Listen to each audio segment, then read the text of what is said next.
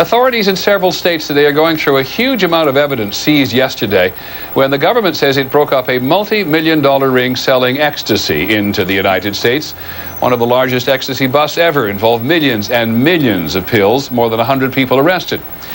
While the government is expending significant resources trying to combat the ecstasy trade, in South Carolina, researchers are using ecstasy in a new study. Here's ABC's Bob Woodruff. Americans take hundreds of millions of doses of ecstasy every year. But before ecstasy was made illegal, psychotherapists were giving the drug to patients because they said it was an amazingly effective therapeutic tool. When the federal government outlawed the drug in 1985, it said ecstasy had no accepted medical use. Which is why what is happening in this South Carolina laboratory is so interesting. For the first time in nearly 2 decades, the U.S. government has authorized a human study, allowing patients to take ecstasy under a doctor's direction for post-traumatic stress disorder. It'll be people who have crime-related post-traumatic stress disorder.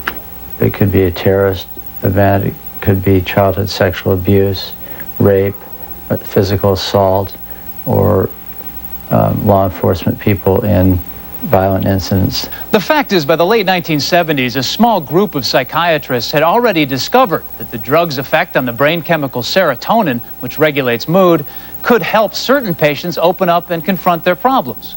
Kathy Tam was one of them.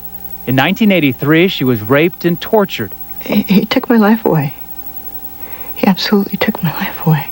And it was only through ecstasy-assisted therapy that she was able to emotionally recover. I cannot believe that this isn't available to people in the way that I was benefited.